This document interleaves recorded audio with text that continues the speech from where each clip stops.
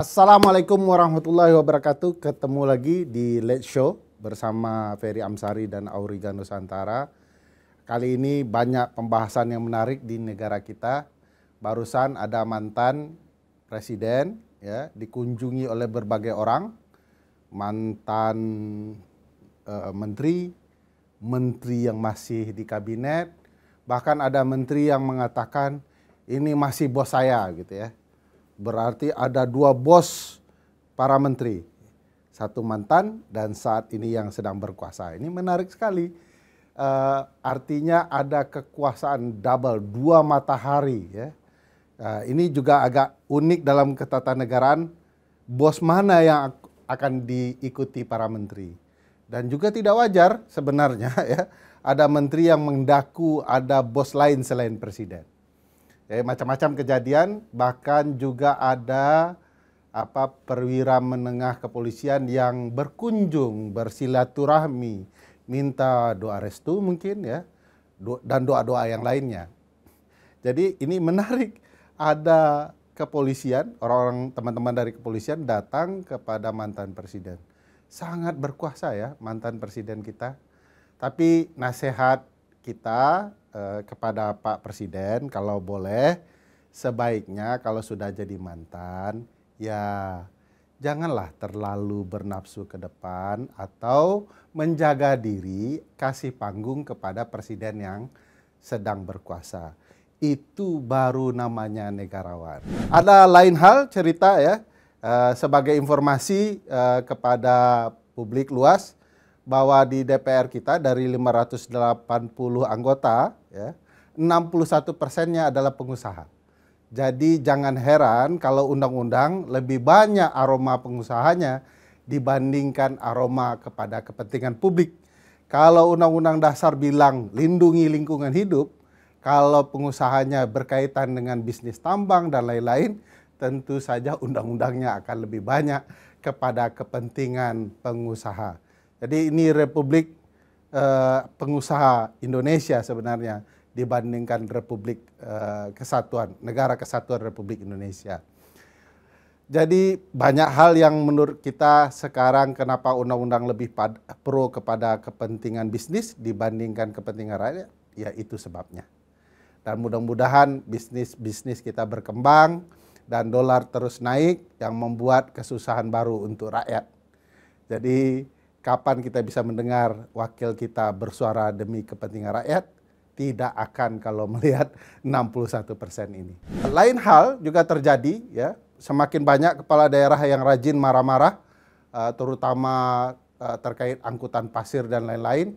Saya tentu mensupport substansi bahwa harus ada perlindungan lingkungan hidup ya, jalan-jalan yang sudah dibangun harusnya tetap terjaga, tidak dirusak oleh truk-truk pengangkat pasir.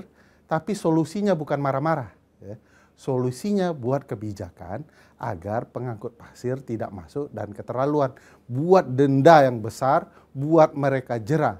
Kalau marah-marah lalu masuk video, menurut saya yang marah akan terekspos dengan baik, sementara lingkungan tetap rusak dan kekacauan tetap terjadi.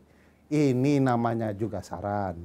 Tapi mari kita tonton acara Late Show kita dengan tamu-tamu spesial kali ini yang akan membahas kaitan luar biasa antara politik, parlemen, dan dampak kerusakan lingkungan hidup bersama saya dan Auriga Nusantara.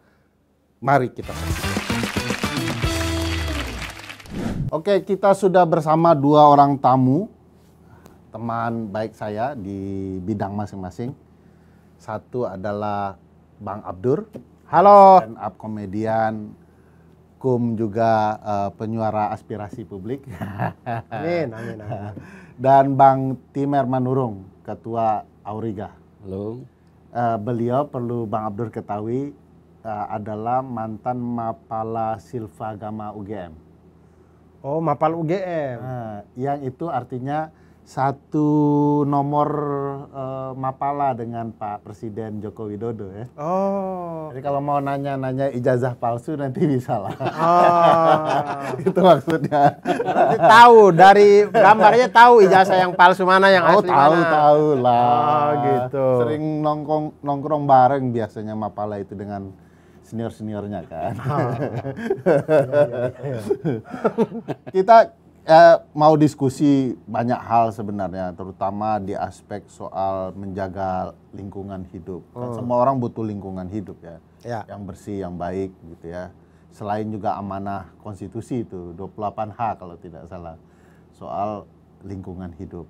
Belum lagi pasal 33 kalau mau melakukan kegiatan ekonomi harus memperhatikan azas lingkungan hidup. Jadi lingkungan hidup penting lah. Bahkan orang ini Bang Abdur, walaupun dia pengusaha tambang, tapi pasti tinggalnya harus tempat yang indah, yang bersih, pohon-pohon sejuk dan segala macam. Iya, betul. Sangat bergantung dengan lingkungan hidup. Nah, saya mau tanya kaitannya dengan Bang Abdur. Di timur itu kan katanya indah ya. Betul. Lingkungannya asri. Betul. Tapi ada ngelihat enggak dampak lingkungan hidup di daerah kampungnya?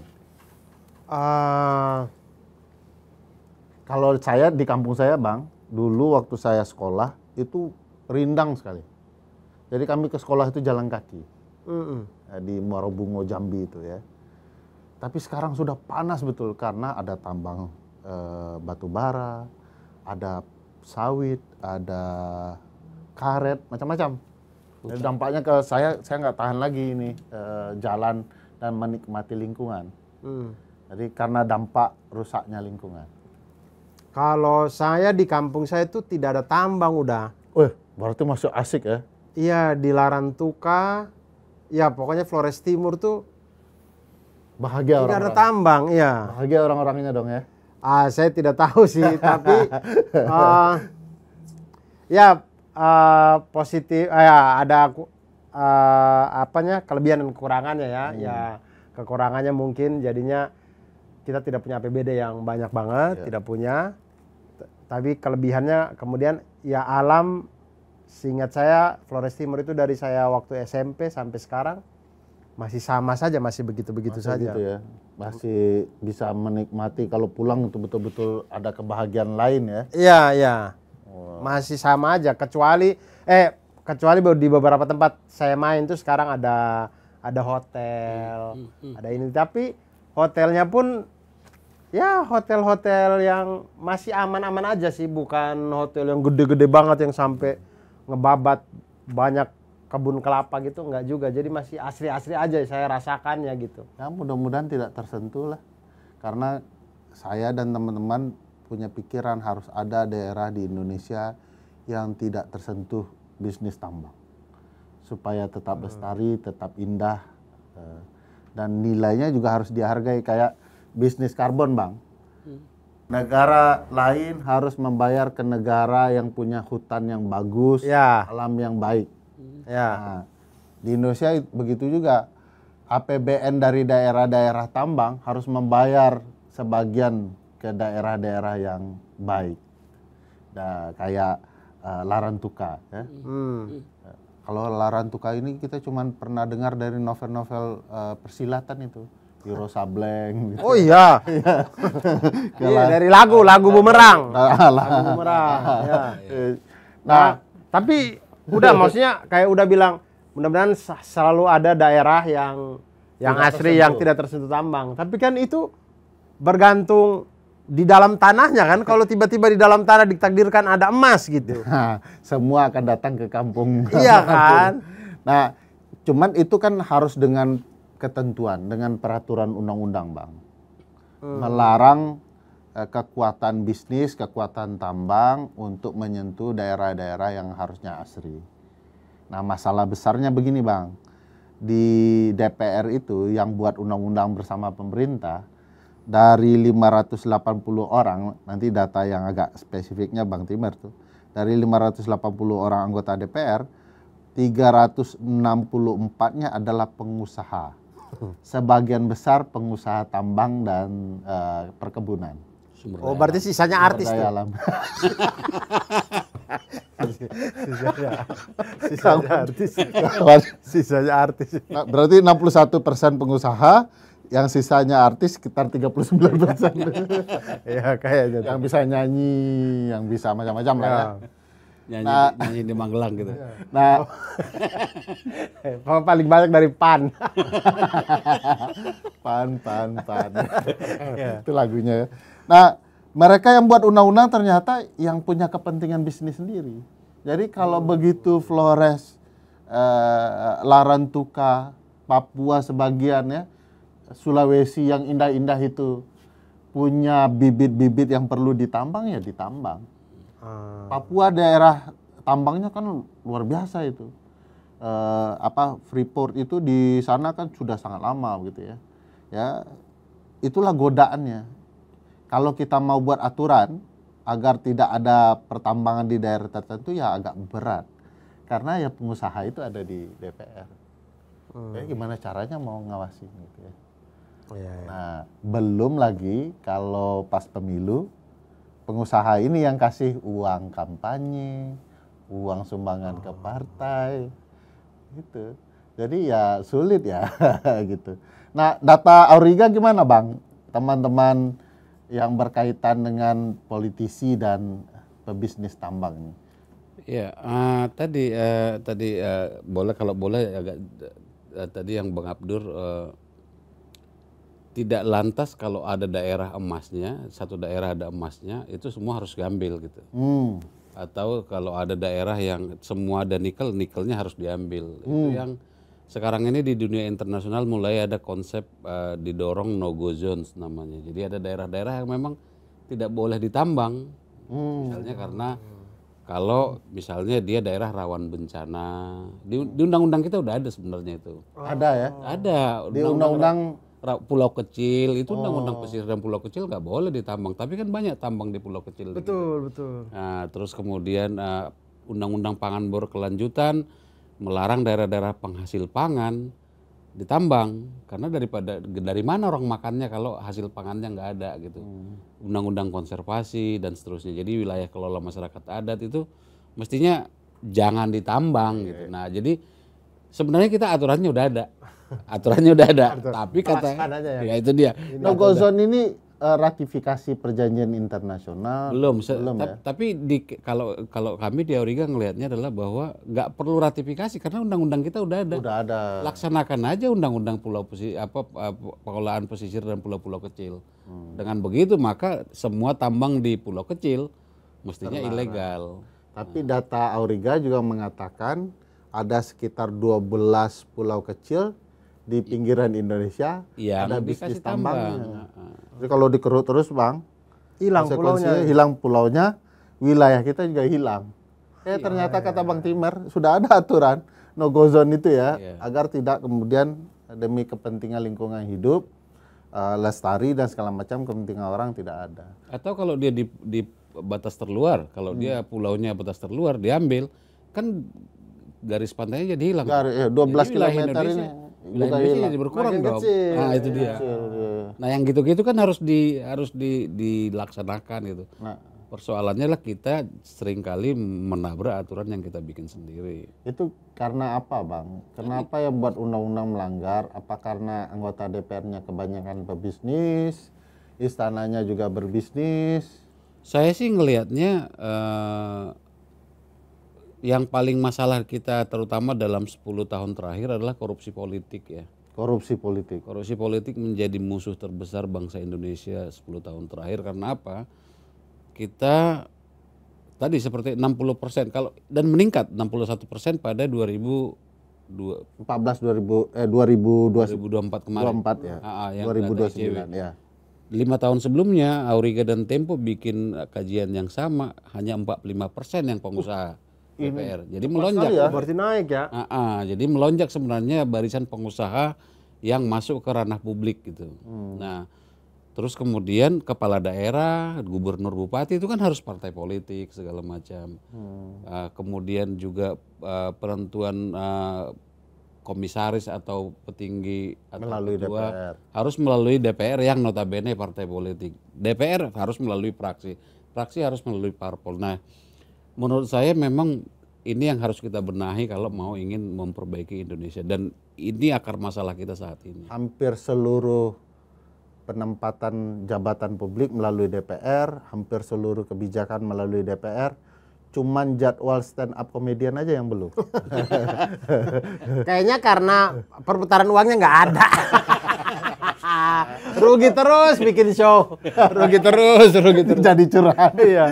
Tapi begini udah, tadi saya menarik, maksudnya tadi yang bilang kita bikin peraturan, yang bikin peraturan DPR dari partai politik didanai sama pengusaha dan apa segala macam. Jadi mau nggak mau mereka mementingkan pengusaha. Maksudnya kan caleg itu kan dia datang ke rakyat, dia kasih janji-janji, tapi kemudian karena kepentingan dia ingkar. Nah, maksudnya kenapa kalau dia ada pilihan sifatnya untuk ingkar janji, kenapa yang dia ingkar janjinya itu nggak janji dia ke pengusaha aja ya? Nah, kenapa nggak itu yang dia pilih gitu? Itu Maksudnya kalau dia punya sifat ingkar janji gitu, oke, kamu kasih saya uang, nanti kalau saya udah jadi saya akan bela kepentinganmu. Begitu dia udah jadi, dia tinggalin pengusahanya. Kenapa nggak itu yang pilihannya? Kenapa harus rakyat ya? Iya, kenapa harus rakyat yang jadi pilihannya gitu? atau karena rakyat meski banyak nggak bisa ngasih uang kali.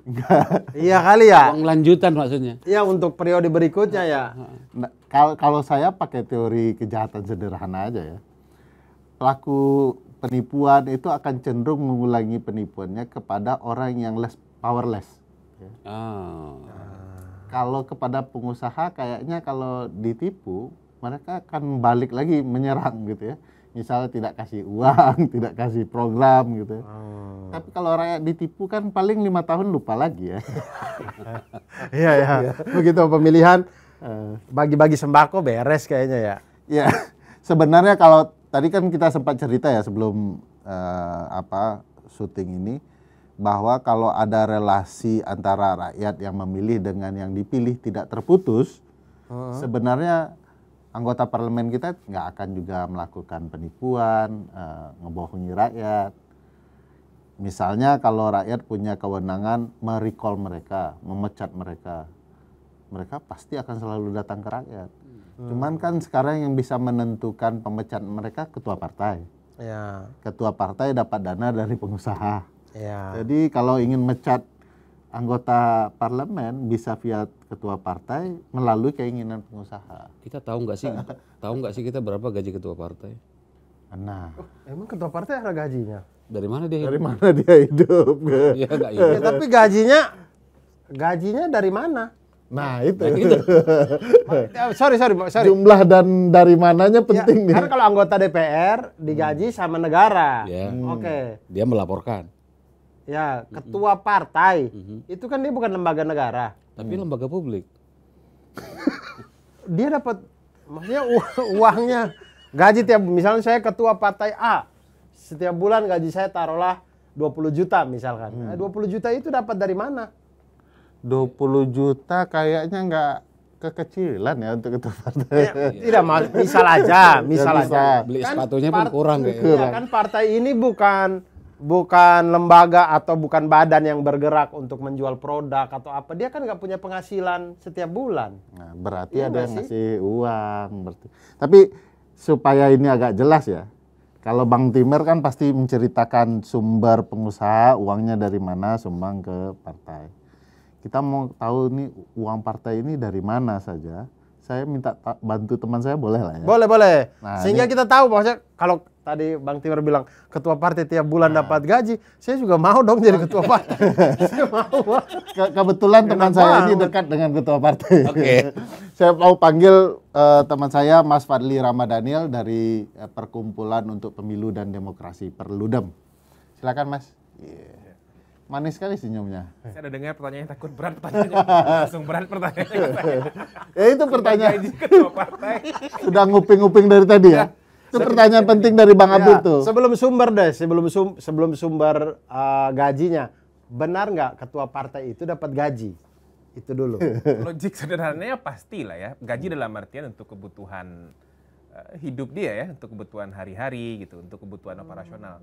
Khususnya bagi ketua partai yang nggak pejabat negara lah ya. Kan ada beberapa ketua partai di Indonesia sekarang kan bukan pejabat negara, Bang. Ya. Nah, pastilah mereka ya butuh biaya hidup lah, seperti kita. Nah, pertanyaan pentingnya adalah sumber uangnya dari mana? Nah, sumber uangnya dari mana ini yang kemudian selama ini tidak pernah jelas, tidak pernah dipertanggungjawabkan. Nah, itu bersamaan dengan seringnya tidak transparannya keuangan partai. Nah, itu yang jadi sumber masalah sebetulnya dalam pengelolaan partai politik kita ya. Kenapa partai tidak pernah bisa demokratis dalam pengambilan keputusan? Kenapa seringkali kita dengar Bang Abdur, Bang Timar, dan Bang Feli pasti juga sering dengar, banyak sekali kader partai itu mengatakan keputusannya nanti, tunggu apa kata Bapak, apa kata Ibu. Padahal ini partai politik loh. Apa dulu katanya Korea-Koreanya gitu ya? Iya, kita ini kan Korea aja, ikut kata Bapak apa kata Ibu aja. Masa iya institusi partai yang ikut pemilu, datang menemui rakyat, tapi mengambil keputusan yang akan berdampak kepada masyarakat, kepada kita semua, keputusannya nunggu kata Bapak, kata Ibu aja. Iya. Jadi apalagi partainya tuh ada kata-kata demokrasi. Nah, makanya kita jadi ini, jangan-jangan kalau begini caranya, Republik ini jangan-jangan diputuskan masa depannya, kebijakan-kebijakannya oleh 9 atau 10 orang ketua partai aja. Jangan-jangan kan gitu modelnya. Kalau sumber uang partai itu menurut undang-undang dari mana saja, Pak? Ada 3, Bang, yang menurut undang partai. Pertama itu iuran dari anggota. Kemudian yang kedua itu bantuan keuangan dari negara. Yang ketiga itu adalah bantuan pihak ketiga yang tidak mengikat. Yang halal itu ya. Yang halal. Nah, ini boleh dari perorangan, boleh dari badan hukum. Pihak ketiga yang tidak mengikat. Ini yang sering kali tidak pernah ditaruh di atas meja lah reportnya. Siapa sih sebetulnya yang nyumbang ke partai gitu? Baik perorangan maupun badan hukum. Padahal tidak ada makan siang yang gratis ya. Nah, itu tadi seperti saya dengar lah tadi diskusi Bang Abdur dan Bang Timar ya. Bang Fili juga bilang caleg partai butuh uang untuk kampanye. Nah, kalau hanya berharap pada iuran anggota kan kecil banget. Kita bisa cek lah partai mana sih yang masih jalan iuran anggotanya gitu. Ada batasan nggak nyumbang? Ada batasannya. Di undang-undang partai itu perorangan seingat saya agak lupa persis angkanya ya. Tapi nggak nyampe 1 miliar deh kayaknya ya untuk perorangan. Kalau badan hukum lebih besar daripada perorangan, tapi ada batasannya. Kalau badan hukum asing? Asing nggak boleh nyumbang ke partai politik. Tapi kalau asing punya anak perusahaan boleh? Anak perusahaannya boleh? Itu kompleks tuh, belum sedetail itu tuh di undang partai kita mengatur soal sumber dana dari anak perusahaan dari perusahaan asing gitu ya. Nah, itu belum tuh. Karena memang sumbangan dari pihak ketiga itu yang seringkali tidak terang. Pemilu 2024 kemarin saya ingin nyumbang 1 miliar sih, tapi karena tidak boleh ya nggak jadi lah. Bukan karena nggak punya uangnya? Bukan nggak punya uang, Bang. Pakai jas nih lo, Bang. Levelnya udah beda. Levelnya bukan masalah nominal, masalah di perizinan. Bang, berarti itu dari 3 itu tadi, berarti selama ini yang abang lihat berarti yang paling gede sebenarnya yang poin ketiga dong. Pastilah, pasti sumbangan dari pihak ketiga yang tidak mengikat ini yang paling gede. Karena sumbangan, ya kalau dari iuran kader kan kita bisa cek lah nanti Bang Abdur. Berapa sih iuran kader yang masih jalan ke partai? Paling yang masih rutin itu dipungut kan biasanya kader partai yang jadi pejabat publik. Misalnya dia kepala daerah, anggota DPR, anggota DPRD, itu biasanya partai-partai punya mekanisme berapa persen dari gajinya itu untuk iuran partai. Biasanya gitu. Itu pun sebenarnya tidak bisa dihitung sebagai iuran kan? Betul. Iuran itu harus berkala. Itu lebih potongan. Lebih pada potongan yang dipaksakan. Potongan manajemen. Manajemen Manajemen fee. Ya, kebetulan ada job jadi wali kota, ya udah potongan manajemen ya gitu. Job jadi wali kota. Kalau ini gimana? Kalau dia anggota partai atau pengurus partai, anggota atau parlemen, tapi dia punya perusahaan, gimana dia? Boleh nggak perusahaannya? Ya jadi kalau dia mau nyumbang, berarti dia bisa masuk ke 2 kanal yang berbeda kan. Apakah dia menyumbang sebagai anggota, person, atau mau masuk ke kategori sumbangan pihak ketiga yang tidak mengikat itu. Kalau perusahaannya berarti badan hukum, ikut di dalam batasan sumbangan badan hukum di undang-undang partai. Kalau bantuan keuangan negara kecil sekali, Bang. Itu kan pengalinya per suara. Jadi berapa suara yang mereka dapatkan di pemilu terakhir. Nah, 1 suara itu sekarang dihargai oleh negara Rp1.000. Nah, kali berapa suara yang mereka dapatkan. Pemilih Indonesia berapa tuh? nggak pemilih bang, perolehan suara yang misalnya nih, Suara sah. Suara saya dapat 1 juta suara. nah kali 1.000 Berarti 1 M. 1 M, miliar. Saya dapat per tahun. 1 tahun, Setahun. negara kasih saya 1 M. Ya. Artinya kalau di total semua pemilih dianggap semua memilih, maka negara akan menyumbang berapa sebenarnya? Kali 1.000. Pemilih terakhir itu kemarin 190-an. 190 juta. 190 juta. 100 berarti kali 190 miliar berarti. Ya. Kecil itu. Itulah yang disumbangkan negara sekali 5 tahun atau sekali 1 tahun. Tiap tahun. Oh, Per tahun dia bang. 190 miliar, 200 miliar gitu. Kita pernah wawancara dengan beberapa partai ya di daerah itu. Cukup nggak? Berapa sih sebetulnya kebutuhan partai untuk operasional partai aja gitu bang? Per tahun lah, per bulan lah. Dia bilang yang biaya rutin-rutin itu kan biaya sekretariat, sewa kantor atau operasional kantor, listrik, air segala macam. Kemudian yang kedua pasti ada yang jaga kan, orang di sekretariat lah katanya. Nah untuk level partai di provinsi aja tuh lebih kurang bisa 20-30 juta pengeluaran rutin per bulan. Artinya belum termasuk gaji pengurus partai. Belum. Iya itu makanya. Iya. Makanya Itu tadi bola liarnya kan? gaji mulai dari misalkan pusat turun ke provinsi, kabupaten, itu banyak dong tiap bulan. Banyak. Kalau mau pengurusnya digaji ya, pasti banyak sekali. Banyak sekali. Nggak cukup. Nah, Dan selama ini tidak terbuka juga kan? tidak selalu. Ya menurut saya sih salah satu sumber kenapa ya proses pengambilan keputusan di partai tidak baik. Karena kan sumber uang partai dikontrol oleh satu atau terbatas orang saja. Sehingga keputusan-keputusannya pun tersentral kepada orang yang ngasih uang. Gitu. Jadi Nah, itu masalahnya. gajinya tidak kita ketahui berapa besar, termasuk sumbangannya juga kita tidak ketahui. Yang kita baru tahu itu uang dari negara untuk partai, 1 suara kali 1.000. Nah itu pun tidak maksimal dipertanggungjawabkan. Jadi kita tidak bakal tahu apakah perusahaan-perusahaan yang dipegang oleh anggota DPR atau di luar anggota DPR nyumbang atau tidak dalam kampanye partai politik atau dana partai. Jadi, Bang, saya mau tanya di undang-undang tuh disyaratkan nggak kalau partai politik itu harus punya apa istilahnya ya, kantor-kantor cabang di kabupaten, provinsi? Wajib. Wajib Bang Abdur. Jadi malah itu syarat pendirian partai kan. Makanya pendirian partai di Indonesia itu mahal. Oh, Bang Fikri tahu tuh satu Berarti ada teman mau bikin partai udah hampir 10 tahun. dari 10 tahun nggak jadi-jadi. Ya berarti memang secara undang-undang pun memang targetnya itu atau syaratnya itu udah mahal. Mahal. Ada 100 per peneliti provinsi. namanya dulu pernah datang. Sorry Pak. 38 kan sekarang provinsi. Ya. Mesti punya pengurus 100%. dan kantor di semua provinsi. Di Oke. tiap provinsi minimal mesti punya kantor dan pengurus di 75% kabupaten kota di tiap provinsi. Oke. Nah, mesti punya kantor dan pengurus di 50% kecamatan di tiap kabupaten kota itu. Nah, orang kaya mana yang sanggup membuat?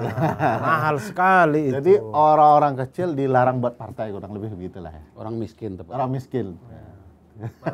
Ya artinya ketika partai itu terbentuk ya kita tahulah tidak mungkin ada orang mulia yang punya uang banyak banget kemudian bikin partai yang keren gitu. Pasti itu hasil dari campur tangan ya uang pengusaha, ya uang apa ya. Wajar Dulu kalau kan pernah kita parpolnya. diskusi ya dengan ada satu peneliti dari Kanada itu dia bilang pendirian partai di Indonesia itu salah satu yang paling mahal di dunia. Mahal sekali. Dugaan kita sih disengaja agar kemudian partai-partai yang sudah ada tidak punya bakal pesaing. Jadi mereka sudah mengendalikan demokrasinya. Dengan begitu mereka terus akan bisa menikmati kue kekuasaan tanpa perlu ada kekhawatiran bakal ada orang baik yang kemudian disukai orang banyak, Abdurrahim Arsyad misalnya, untuk membuat partai pesaing. Iya. Karena dia tidak akan punya cukup uang membuat kantor 100% di seluruh provinsi, 75 di kabupaten dan 50% di kecamatan. Ya. Siapa yang punya uang begitu Bang Timar? Jadi dugaannya perusahaan mana aja itu Bang kira-kira yang mampu ini Bang? Kalau melihatnya sekarang kan kalau lihat trennya sekarang justru makin banyak perusahaan tambang menaruh atau orang yang terlibat bisnis tambang berada di partai politik, sebutlah Golkar, Gerindra banyak pengusaha batu bara, sebutlah PKB, Nasdem juga ada perusahaan-perusahaan sawit dan seterusnya. Semua partai, Bu Puan Maharani misalnya pengusaha migas. Lama-lama kan memang hanya mereka yang mampu nih. Ada juga perusahaan partai para ulama atau partai orang-orang saleh itu Bang. Di parlemen tuh 22 pengusaha tambang dia miliki. Warna hijau itu ya. Saya nggak nyebut warna ya, mohon maaf ya. Kan bisa hijau, bisa orange, bisa yang lain-lain. Iya, iya, iya. Ada warna orange partai kita. Ada. Dulu hitam putih, sekarang Dulu hitam kuning. Sekarang jadi orange. ada deket sini loh kantornya. Kantornya deket sini. Tapi di rumah di wilayah Bang Abdur tinggal udah kalah ya yang partai.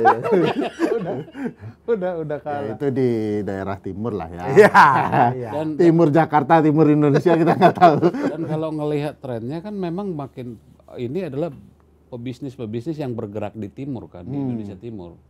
Karena bisnis tambang di sana besar. Nikel, batu bara. Sekarang misalnya gini, kita tahu Raja Ampat kan. Raja Ampat itu bagi kita daerah wisata, tempat indah, ada di wallpapernya Microsoft. Iya, betul. Tapi sekarang itu ada 5 atau 6, saya harus cek. Tapi kalau ada 5 perusahaan tambang nikel di Raja Ampat, terlagi Raja Ampat hilang tuh. Kasihan. Berganti dengan mobil listrik. Mobil listrik yang Pabrik batu. Nanti pantai jadi jelek dong. Weda misalnya dulu Weda di Halmahera di Maluku Utara dulu daerah wisata selam dia. Begitu sekarang masuk perusahaan nikel terbesar di dunia, Singsan dan segala macam yang kita kenal IWIP, itu siap, nggak ada orang mau nyelam lagi, orang butek udah. Karena bisa gatal-gatal kan? Jadi karena 10 km itu udah orang mancing pakai itu senar, diangkat itu udah dapat lumpur. Siapa yang mau nyelam situ? Lumpurnya mati, lumpurnya ada, maka karangnya, terumbunya ketutup. Ikannya nggak ada, ikan jadi pergi. Nah, Itu baru beroperasi perusahaannya ya Bang? Belum terlalu lama kan berarti? belum terlalu lama. Udah segitu Itu rusaknya ya? zaman Jokowi kedua, periode kedua Jokowi. Luar biasa. Dalam 5 tahun langsung begitu. Langsung selesai ya. Nah sekarang Pak Bahlil memberikan izin tambang di Raja Ampat. Tapi kan Pak Jokowi orang baik ya Bang. Ya, orang baik tidak selalu menjadi pemimpin. Aduh, jangan dilanjutkan Bang, sudah ditutup tadi. Jadi ada banyak problematika yang berkaitan dengan tambang, terutama tren para pebisnis tambang ada di parlemen ya. Ya, terutama terdampak. Hanya di parlemen, Menteri-menteri kita juga kan ada yang pengusaha pasir gitu ada ya. batu bara, Yang batu bara. ada yang kelautan dan seterusnya. Bang, saya kayaknya kompleks banget. Kira-kira, maksudnya saya kok jadi pesimis ya sama Indonesia ini. Jangan tetap. Kita mau misalkan salah satu solusinya kita harus bersihin parpol, taruhlah. Caranya gimana, Bang? Nah, Orang Pak, kita ayo, semua Pak. orang luar, kita bukan bagian dari parpol, gimana? Sebelum Bang Timer ke Padli lah. Jawab di pertanyaan susah ini. Ya, mulainya dari mana itu kan juga sering jadi pertanyaan kita ya. Tapi Iya. salah satu mungkin adalah melakukan revisi terhadap undang-undang partai politik. Nah, sektor mana saja kan ada banyak tuh isunya. Ada isu soal proses demokratisasi pemilihan pimpinan partai, kemudian proses kandidasi dan lain-lain ya. Nah, salah satu yang sentral itu sebetulnya Bang Abdur adalah soal tata kelola keuangan. Apa problem partai kita hari ini adalah tata kelola keuangan partai nggak transparan. Kemudian partai nggak punya uang secara organisasi untuk membiayai jalannya organisasi partai. Sehingga bisa mereka menjalankan organisasi secara demokratis. Nah, yang terjadi adalah operasional partai, organisasi partai dikendalikan oleh segelintir orang, sedikit orang. Sehingga proses pengambilan keputusan partai pun jadi tidak demokratis. Dikendalikan oleh segelintir orang ini saja. Kalian jangan macam-macam kader partai. Saya yang biayain partai ini. Jadi keputusan akhirnya ada di saya. Nah, kalau kita geser situasi ini dengan membuat ya sudah partai tidak lagi dibiayai oleh segelintir orang, tapi dibantu oleh negara karena partai ini akan berdampak kepada banyak sekali sektor kehidupan di negara. Ya sudah dibiayai oleh negara sehingga peran dari orang yang terbatas di partai dalam proses pengambilan keputusan bisa berkurang. Coba bayang misalnya kebutuhan partai 10 nih. Nah, 6 dibiayai oleh negara. Jadi nggak ada lagi orang yang dominan dalam proses pengambilan keputusan partai. Sehingga perdebatan demokrasi di internal partai bisa berjalan. Nah, Korea itu bisa lebih dinamis tuh perdebatannya. Jadi dia tidak, ya sudah kita tunggu aja apa perintah ketum, Bu Ketum, Pak Ketum gitu ya. Nggak akan gitu lagi kalau mereka sudah tahu, oh jalannya partai udah dibiayai negara kok. Jadi kita bisa berdebat aja untuk yang jauh lebih baik. Gitu. Tapi kan harus diingat ya, kalau mekanisme model yang diceritakan Fali itu terwujud, pebisnis ini tentu tidak nyaman juga, Pak. Pasti. Nah, makanya undang-undang partai nggak jadi-jadi direvisi. Ya, makanya maksudnya revisi undang-undang partai kan yang revisi orang-orang Betul. partai juga. Pebisnis juga isi. Itu karena nggak jalan-jalan Iya. juga. Nah, kira-kira kalau mau ditawarkan kepada para pebisnis ini yang orang partai, kalau ini berubah, kalian akan dapat untung begini. Kira-kira apa ya untung bagi mereka kalau ini diperbaiki tatanan demokrasi partai politik? Nah, misalnya di beberapa negara itu, Bang, ada beberapa pengusaha yang nyumbang ke partai, tapi harus tercatat ya, terbuka. Nah, pajaknya dikurangi. Pajak bisnisnya dikurangi. Nah, jadi insentif ke dia ketika dia nyumbang ke partai, dikurangi tuh pajak bisnisnya. Jadi dia punya bisnis segala macam, kan dia gede tuh biasanya bayar pajak Iya, ke negara. betul. Karena dia sudah nyumbang ke partai, pajaknya jangan besar lagi, dikecilkan pajaknya. Nah, itu juga mendorong sebetulnya perbaikan tata kelola di internal partai, perbaikan tata kelola di keuangan negara juga. Gitu. Oh iya, bagus juga itu ya. Ide-ide semacam iya. itu sebenarnya ada. Bang, kenapa pebisnis nggak mau, Bang? Satu, karena memang kalau saya ngelihatnya pebisnis kita cenderung kan bukan industriawan ya, dia makelar rata-rata. Jadi kalau industriawan kan jangka panjang dia mikirnya. Kalau makelar hari ini kalau Dan bisa buat saya masuk saya aja. dan untungnya kalau bisa dapat hari ini. Jadi bukan yang panjang itu fenomena pebisnis kita. Pakang. Tukang pakang. Ya. Nah itu yang jadi soal, sehingga kemudian itu kita teruskan, tidak ada juga industri yang berkembang jangka panjang di Indonesia yang sampai 100 tahun apa segala macam. Nah ini menjadi soal menurut saya dari termasuk di perekonomian kita. Dan yang kedua, kita sangat tergantung kepada segelintir konglomerasi kan. Karena apapun yang kita lihat sekarang cenderung ke arah konglomerasi, jadi bukan kelas menengah yang kita bangun. Nah, dan yang paling cepat ya ngeruk sumber daya alam saat ini, karena satu tongkang diselundupkan, satu tongkang nikel selundupkan atau satu tongkang batu bara selundupkan, harganya udah ratusan miliar kan. Jadi kalau katanya jadi presiden cukup 7 triliun, berarti cuma berapa puluh tongkang gitu kan. Nah cukup 100 tongkang batu bara selundupin bisa jadi presiden di negara ini gitu kan. Oke. Kan kira-kira gitu. Nah karena kita tidak membangun mekanisme pertanggungjawaban kan. Nah partai politik, saya sih melihatnya optimis saya, karena kebetulan Alhamdulillah. Karena kalau kita lihat partai politik kita kan kayak ya dengan segala hormat umurnya udah sepuh-sepuh banyak kan, ketum-ketumnya gitu. Mau kita sebut PDIP, Nasdem dan seterusnya, itu udah pada sepuh dan mudah-mudahan dalam waktu dekat nggak disebut, Bang? udah termasuk gitu ya. Nah dan ini momentum menurut saya, dan kalaupun ada aturan menurut saya yang perlu kita sebenarnya menurut saya enforcement yang harus kita lakukan. Jadi kalaupun ada aturan di undang-undang, kalau nggak bisa di-enforce menurut saya bukan aturan tuh. Jadi kalau ada misalnya pelanggaran keuangan parpol, ya mestinya sanksinya ada dong, dan kita belum pernah melihat ada parpol yang disanksi atau dihukum karena tata kelolanya atau karena pelaporan keuangan kampanyenya segala macam. Nah menurut saya ini jadi catatan, karena saya tidak yakin partai ini tidak melanggar gitu ya kalau melihat fenomena kita. Dan menurut saya juga yang juga perlu kita dari awal disclaimer-nya kira-kira gitu, kita tidak sedang melarang pengusaha menjadi berpolitik loh ya.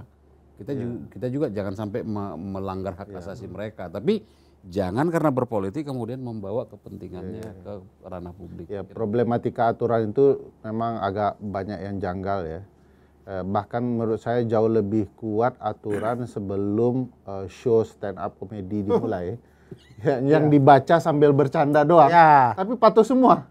Nggak boleh ke toilet, nggak ada yang ke toilet. tidak boleh ini menghidupkan pakai celana HP, pendek, tidak pakai boleh. sepatu. Ya. Semua patuh, tapi bercanda. Tapi Ya. undang-undang serius malah nggak ada yang patuh, dibecandain malah. Jadi kenapa hebat itu teman-teman stand up bisa? Karena penonton stand up tuh tahu dengan dia melanggar aturan menonton stand up, dia nggak dapat apa-apa. Ya kan? Orang terganggu kelucuan. nggak Ya, dapat. maksudnya dia nggak dapat uang apa-apa juga, nggak dapat keuntungan. Nah, kalau di fenomena yang kita bicarakan dari tadi, melanggar aturan kan dia dapat keuntungan. Nah, justru kita memberi insentif kepada pelanggaran gitu. Betul. Jadi kalau saya bisa gaji ketum partai, bisa gaji pengurus partai, gitu kali. Saya malah kepikiran begini, Bang Abdur, nih ya antara kita berdua juga ya. Ya.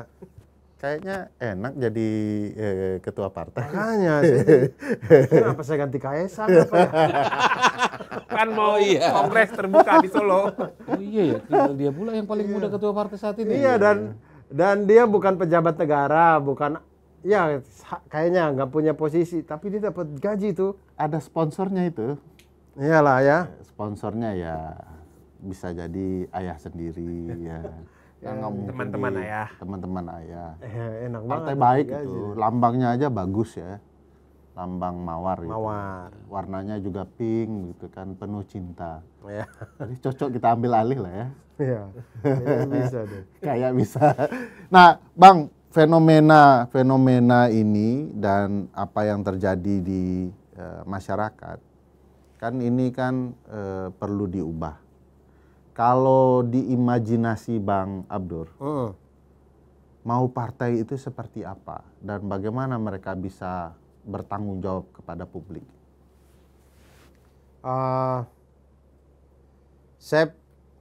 Di bayangan saya itu partai yang karena kita sudah menganut sistem kita demokrasi gitu, sebelum demokrasinya keluar sampai ke rakyat, demokrasinya betul-betul ada di partainya gitu. Jadi kayak betul kata Bang Fadli tadi, jadi nggak ada satu orang yang berkuasa banget. Dominan. Gitu. Ya, tapi semuanya itu hasil musyawarah mufakat gitu. Jadi nggak ada satu orang yang dominan banget. Kalaupun dominan ya silakan argumennya saling diperdebatkan di situ mana yang paling bagus. Saya di dalam kepala saya tuh kayak gitu. Jadi kayak ngelihat suatu saat kita pemilu tuh coblos tuh tutup mata aja gitu. Karena kita tahu apapun yang kecoblos semuanya itu memperjuangkan rakyat gitu. Udah tersaring ya. Iya, kayak gitu kan kayaknya seru banget gitu. Iya. Kalau sekarang nih coblos kita udah buka mata lebar-lebar pun, udah kita pilih, hasilnya sama aja. Tapi kan Depok berubah. Berubah. Ya pasti baik lah ini. Belum tahu sih, saya belum tahu sih, belum bisa memastikan. Kita lihatlah. Ini kayaknya dari pemilu kita kayaknya baru 1 tahun ya kita berjalan. Iya, iya. Ya, mau 1 tahun, hampir setahun. Ya, belum kelihatan. Ntar deh. Menuju Oktober kita. Kita lihat 4 tahun lagi ke depan. Apakah hasil dari pilkada-pilkada kita, hasil dari pileg-pileg kita dan pilpres kita tuh berdampak bagus apa enggak gitu. Tapi merasa penting nggak teman-teman partai politik bagi demokrasi, atau kita jalan sendiri aja? Kayaknya sistem kita Harus partai ya. segala-segala harus partai lah. Karena saya pernah itu baca bukunya Bang Ihsanuddin Nursi yang Bangsa Terbelah. Itu beliau tulis di situ di bab awal tuh beliau tulis bilang independen tuh akal-akalan undang-undang doang katanya. Katanya karena independen itu isinya tuh sebenarnya juga hanya orang kaya aja yang bisa independen itu. Karena fotokopi KTP aja dia cuma ngitung fotokopi KTP. Katanya harus 1 juta ya?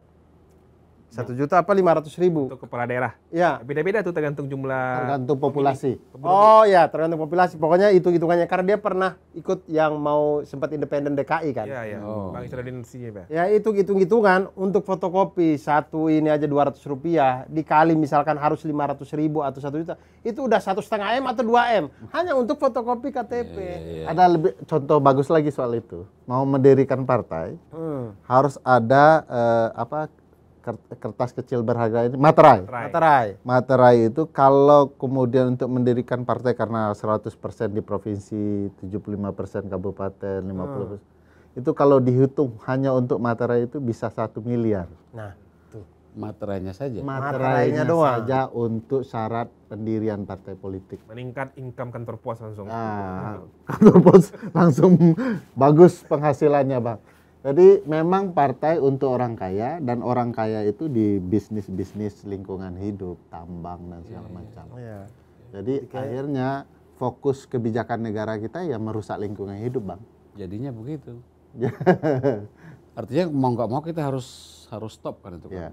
Partai politiknya yang harus kita perbaiki. Bang Abdur walaupun terdengar sangat bersemangat, tapi dia mengatakan ragu juga.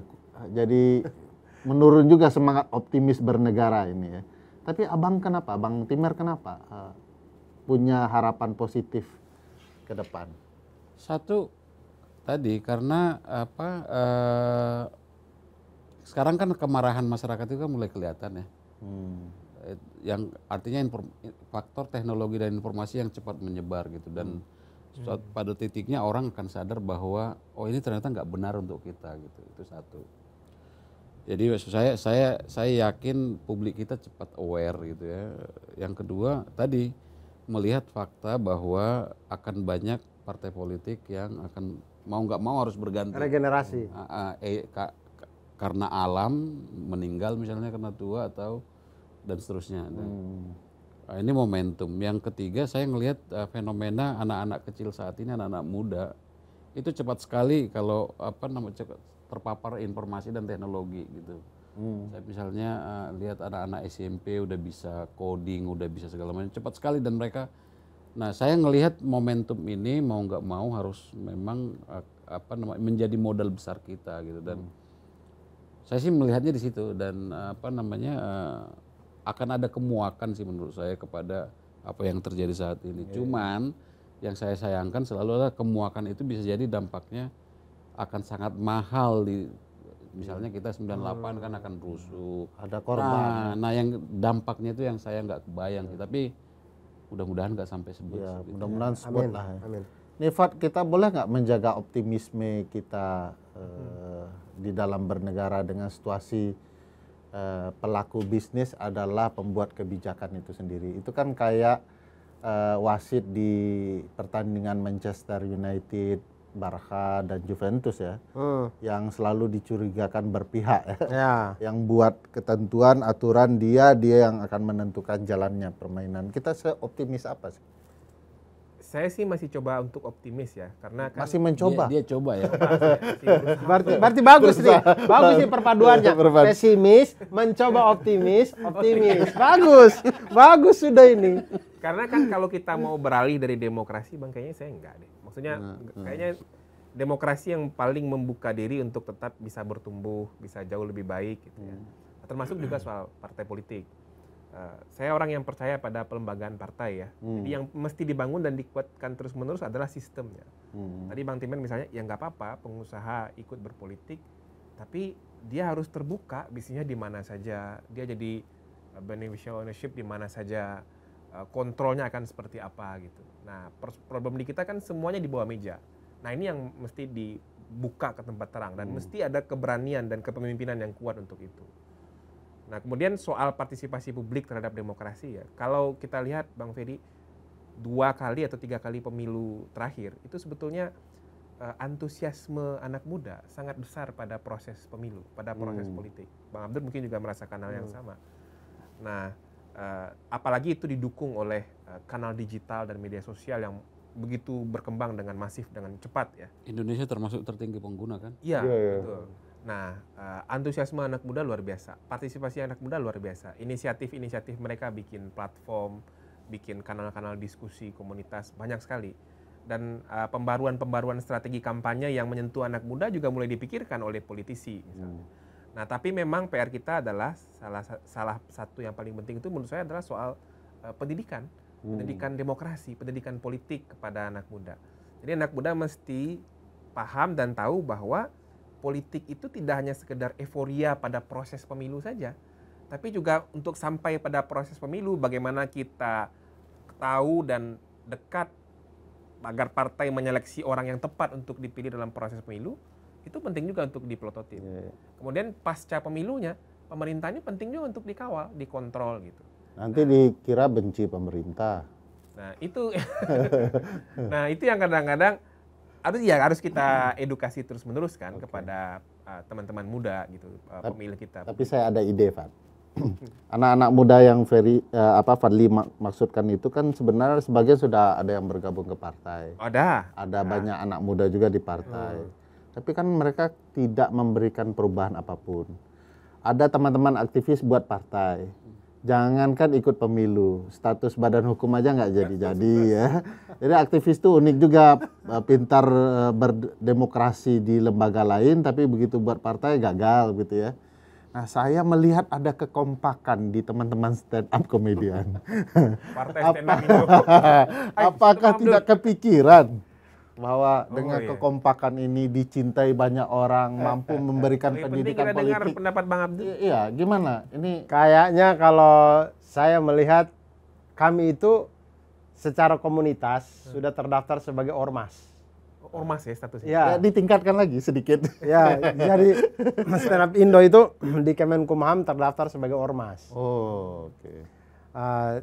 Ormas yang nggak punya lahan parkir kami.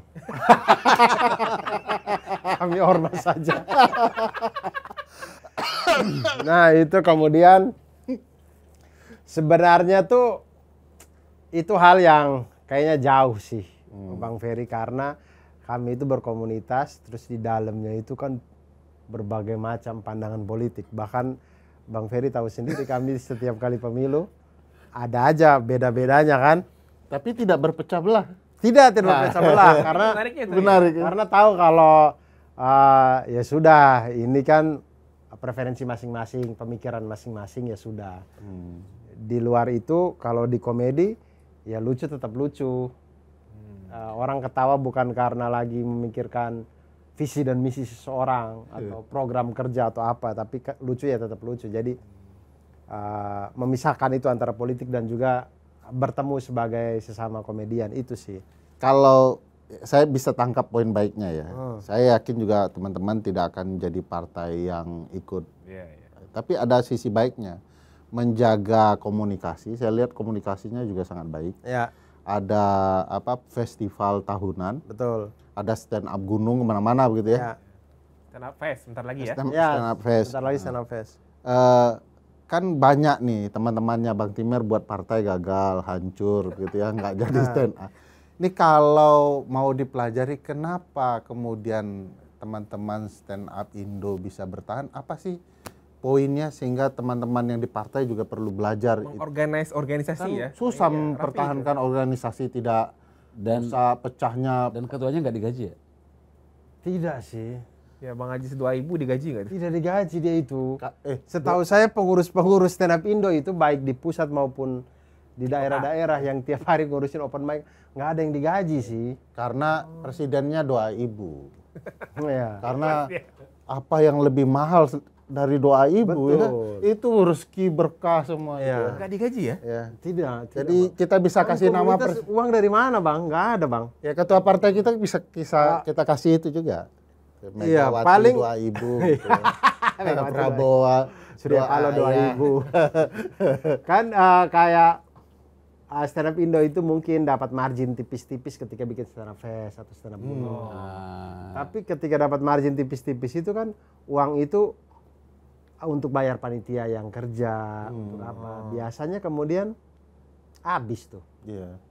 Saya dengar kayak stand up fest itu kayak orang dipanggil pulang kampung lebaran. Iya. Maupun uang habis ya tetap. Ya, itu kayak panggilan timnas. Oh, panggilan timnas istilahnya. Jadi kami kecuali naturalisasi. Iya, tidak belum. Kami belum naturalisasi. Belum ada ya? Belum ada. Bang Panji kayaknya tuh dia mau ada rencana ya. Naturalisasi kamu kan dia kayak malah ke New York tuh. Kayaknya dia doang tuh, kayaknya yang main di liga luar. Dia main di liga luar, jadi kalau ada panggilan timnas dia dari New York sendiri. Nah kami itu kan ya berkreasi di dunia masing-masing, di kesibukan masing-masing. Tapi kalau stand up Indo bikin acara itu kayak panggilan timnas, tidak lagi memikirkan bayaran atau apa. Pokoknya stand up Indo kalau panggil ya kami siap gitu. Ya itu kan satu hal yang menarik ya, tidak dibayar, tidak ada sponsor yang jor-joran untuk komunitas ini, ormas ini, tapi dia bisa berjalan cukup, bahkan bisa dikatakan sangat baik. Ya. Ada iuran rutin nggak Bang Abdul? Nggak ya? Nggak ada. Nah, menarik yang tadi udah Ferry bilang, tanya bahwa kenapa bisa begitu? Mungkin karena kami semua dipersatukan dengan kecintaan yang sama. Kecintaan pada Ideologinya sama. Ya, maksudnya kami suka dengan seni ini gitu. Kemudian kebetulan partai kita nggak ada ideologi kecintaannya itu. Nah, mungkin bisa dimulai dengan misalkan kalau kita mau bikin partai, kita cari dulu kecintaan kita yang sama apa nih. Misalkan kecintaan kita yang sama adalah, tapi semua partai juga begitu ya, Indonesia Maju misalkan, semua partai juga begitu sih. Semua partai juga gitu sih. Semua banyak ngomong demokrasi gitu. Iya, semua juga ngomong gitu, tapi ujung-ujungnya enggak ya. Pokoknya intinya satu kecintaan yang sama. Yang kemudian kita semua mau meluangkan waktu untuk ngurusin gitu. Di luar itu kan ada kayak partai hijau, partai yang cinta lingkungan.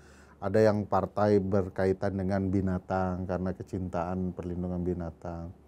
Di Indonesia hampir nggak ada karena persis kata Bang Abdur, semua ngakunya cinta hal yang sama, tapi pada dasarnya tidak. Iya ya. Nah, mungkin itu ya menarik juga tuh.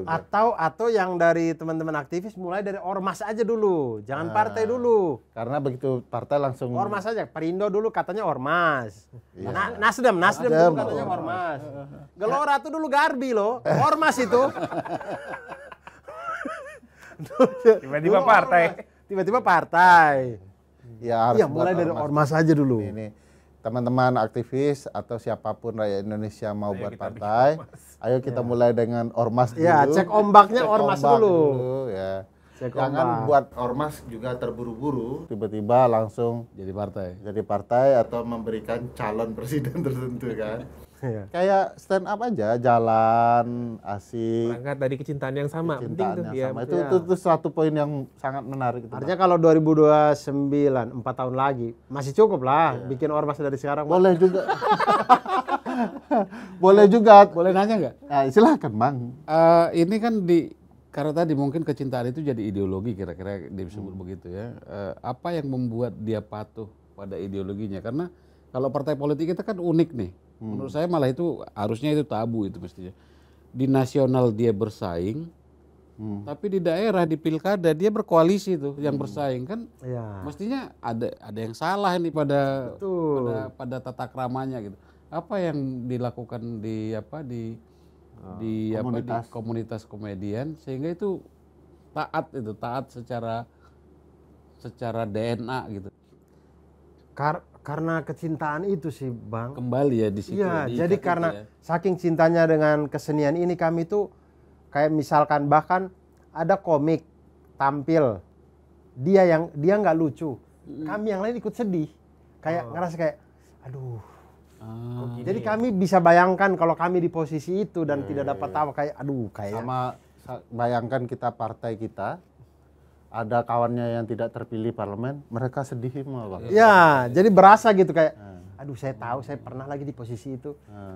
Gak enak. Nah, akhirnya kemudian karena cinta itu akhirnya kemudian kami itu selalu menjaga kayak kalau ada yang kayak tidak mendapatkan panggung, misalkan kayak Tasikmalaya aduh open mic-nya nih sudah tidak berjalan lagi gitu, sudah jarang. Nah, kami itu kayak karena kecintaan itu berusaha untuk hubungin atau cari lagi deh kafe lain mana atau apa gitu. Jadi ada atau bikin event. Ya, jadi kayak kalau bisa Sabang sampai Merauke tuh semua panggung hidup gitu. Jadi ada rasa itunya, ada rasa kehilangannya gitu. Karena dasarnya memang kepedulian terhadap seni ini gitu sih. Sebenarnya yang terjadi dengan apa yang diceritakan Bang Timer sama juga, kecintaan yang sama. Di atas mereka bersaing, di daerah mereka akrab. Kecintaan terhadap kekuasaan mereka Bang. Kalau kekuasaan di pusat mereka harus dapatkan dengan berpisah ya berpisah. Tapi dapat kuasa di daerah, kalau memang mereka harus menyatu ya menyatu lagi. Atau kekuasaan atau pada uang kan? Yes. Karena ada juga di Indonesia lah beredar cerita bahwa kalau mau jadi kaya jadi politisi, bukan jadi pengusaha. Padahal di mana-mana kalau mau jadi kaya jadi pengusaha gitu. Apalagi jadi pengusaha yang politisi ya. Ya itu dia. Pada saat COVID ketahuan kan anggota-anggota DPR yang meningkat kekayaannya misalnya gitu. Iya, kok bisa ya? Nah itu dia. Karena bisnis itulah, bisnis nyawa orang lain lah. Iya, iya. Ya. Ya itu artinya memang banyak hal yang perlu diperbaiki di partai politik. Bang Abdur punya gagasan menarik kalau dibaca pengalamannya di Ormas dulu gitu. Ya, ormas dulu Bang. Dan harus ada kecintaan lain selain kekuasaan. Nah, kalau teman-teman ini berangkat kepada kecintaan stand up dan harusnya partai punya kecintaan lain selain kekuasaan. Tadi karena kalau cinta lingkungan hidup buat partai lingkungan hidup, cinta dengan hewan misalnya buat partai yang memperjuangkan hak hewan, Ya.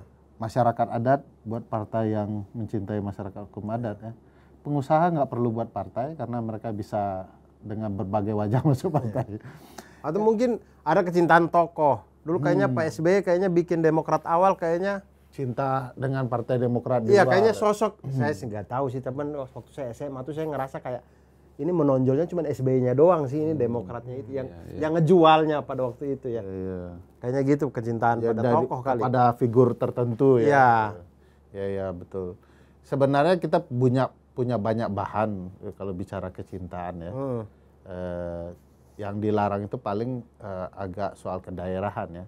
Nggak mungkin kita buat partai anak-anak Madura misalnya, anak-anak Minangkabau gitu ya, atau anak-anak Timur, karena itu akan membangun perpecahan. Karena dulu di masa lalu kan kita berbeda jadi satu kan. Ya. Mengindonesiakan kita. Tapi selain itu kita punya banyak bahan gitu ya. Partai cinta makanan ikan juga bisa, walaupun mungkin namanya mungkin dibuat agak lebih indah ya. Partai susu ikan. Ikan ada susunya. Itu dia. Ada Untuk MBG, kan mau dipakai. untuk MBG. Ada. Ya, solusinya kita buat susu dari ikan. Ya supaya bergizi kan. Dan ketuanya wakil saudara dari wakil presiden apa gitu ya. Sebut aja Bang. Saya nggak tahu. Oh enggak ya. Saya nggak tahu pengusaha di balik itu, saya nggak tahu. Saya cuma dengarnya partai susu ikan. Partai susu ikannya itu. Oke lah, terima kasih Bang Abdur, Bang Timer, Mas Fadli yang nonton acara ini. Mudah-mudahan punya tambahan pengetahuan dan mungkin gagasan-gagasan tadi bisa kita kembangkan. Yang kita perlu ingat bahwa partai adalah bagian dari kita bernegara, ruang untuk memperjuangkan hak, dan kalau partai rusak, hak-hak kita juga rusak.